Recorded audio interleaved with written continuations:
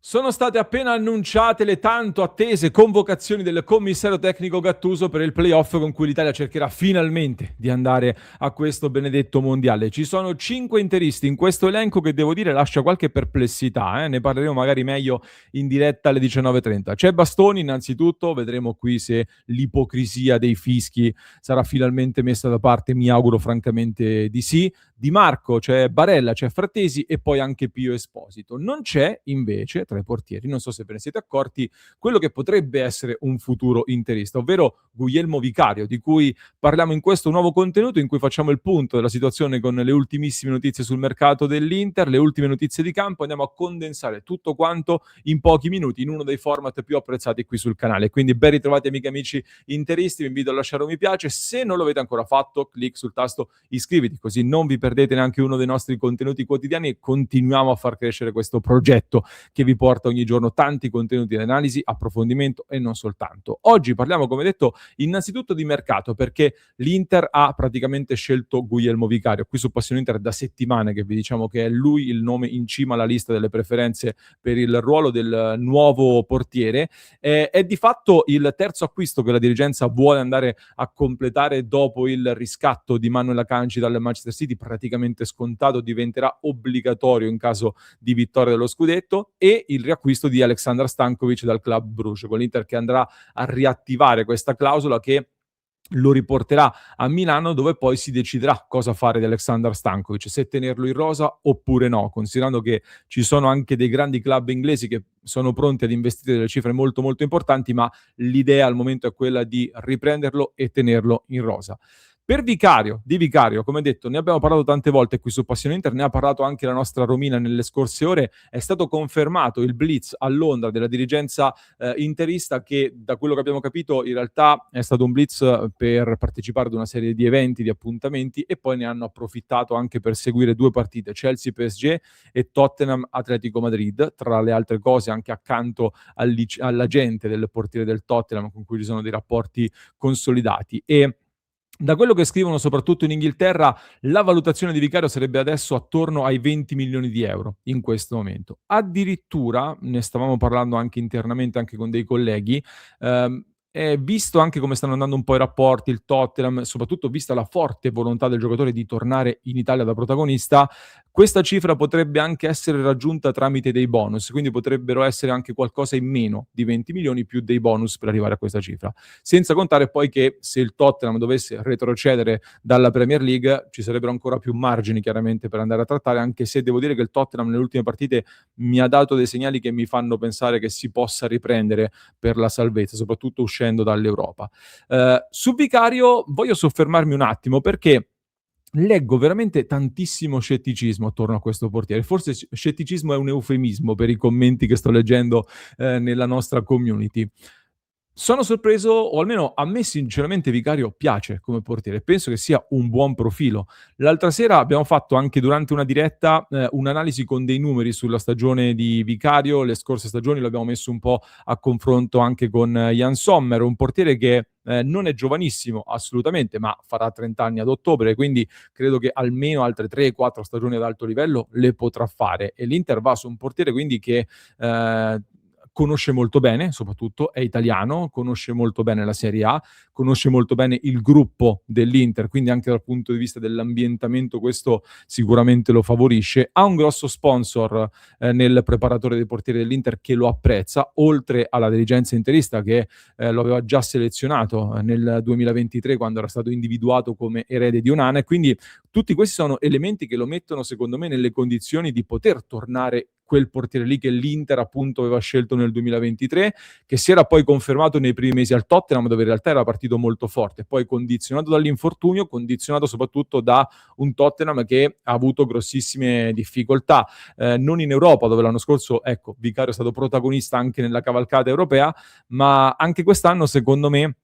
Si è inclinato qualcosa coi tifosi, anche perché solitamente il portiere è il primo che paga nelle grandi difficoltà, anzi prima è l'allenatore, ma anche il portiere poi viene messo subito nel mirino, e secondo me da tanti è criticato per quella che è l'eco della polemica social dei tifosi del Tottenham. Molti non lo hanno nemmeno seguito, o comunque non si sta valutando il contesto, e per questo vi voglio portare anche un dato molto veloce che secondo me è piuttosto interessante. Riguarda i numeri di questa stagione di Vicario con il Tottenham: 30 presenze in Premier League, 47 gol subiti, che sono tanti,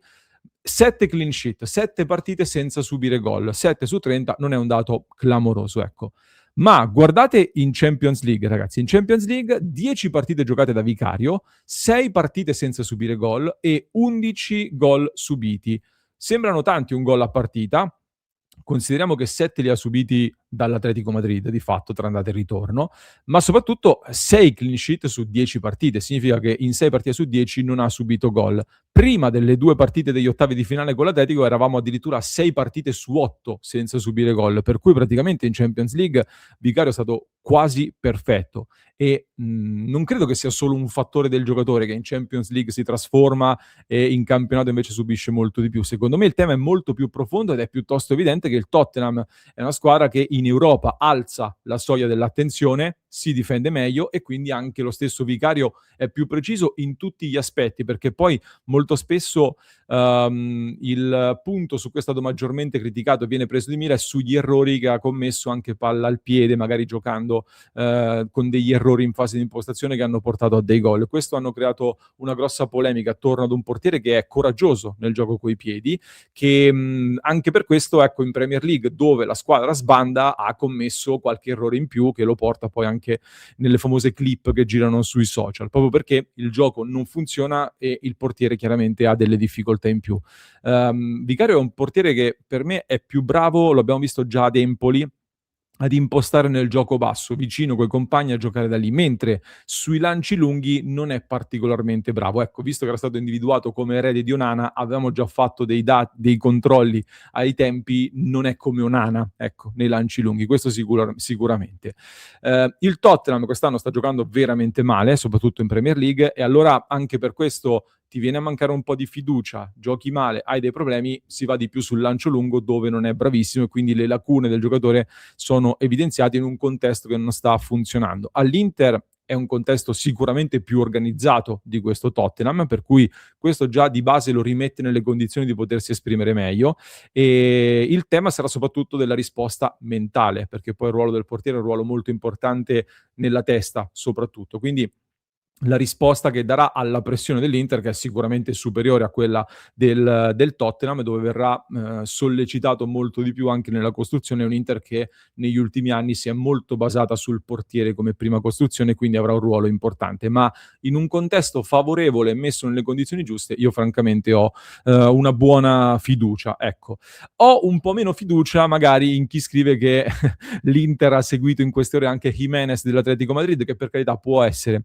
un'opzione, di sicuro non può esserlo a parametro zero come è stato scritto, perché è un profilo, sì, che ripeto, magari può piacere all'Inter, che deve valutare anche dei profili importanti per la difesa, ma ha rinnovato fino al 2028 con l'Atletico Madrid, quindi di sicuro il difensore uruguaiano dell'Atletico Madrid, contrariamente a quello che è stato scritto, non può arrivare a parametro zero.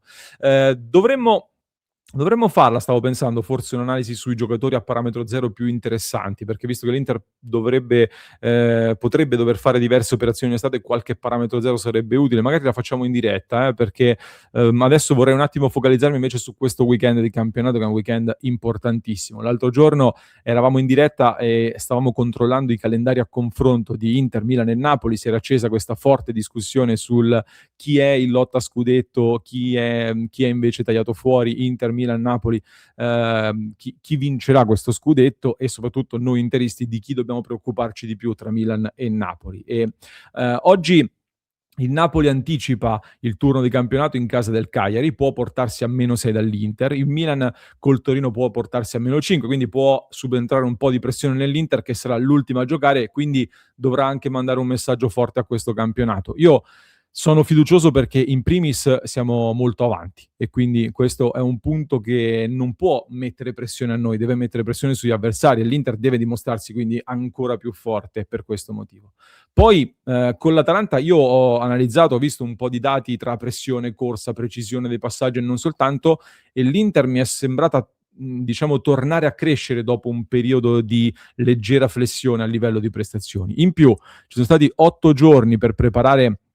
la partita con la Fiorentina, visto che abbiamo giocato sabato scorso, adesso si rigioca di domenica, una Fiorentina che ha giocato invece giovedì in Europa League, per cui bisognerà mangiarsi il campo, ecco, in una trasferta delicata. Nonostante qualche difficoltà di formazione, comunque perché Lautaro non recupera e quindi il capitano forse vediamo se riuscirà ad andare in panchina, ma a questo punto l'obiettivo è il ritorno dopo la sosta, non essendo stato convocato nemmeno dalla nazionale argentina. Mkhitaryan è fuori, ovviamente. Bastoni è da valutare proprio in queste ore, ma sembra che anche lui ce la possa fare al massimo per la panchina, a quanto pare. Torna Çalhanoğlu e c'è un Dumfries che invece è un po' più pronto, quindi molte aspettative anche su Denzel Dumfries. Per un Inter che schieriamo al momento come questa probabile formazione. Sommer in porta, Bis, Kaganci, Carlos Augusto in difesa, sulle fasce Dumfries e Di Marco, quindi torna il centrocampo Barella, Çalhanoğlu, Zielinski, il mio preferito con Zielinski mezzala sinistra, e davanti Pio Esposito e Marcus Thuram. Queste sono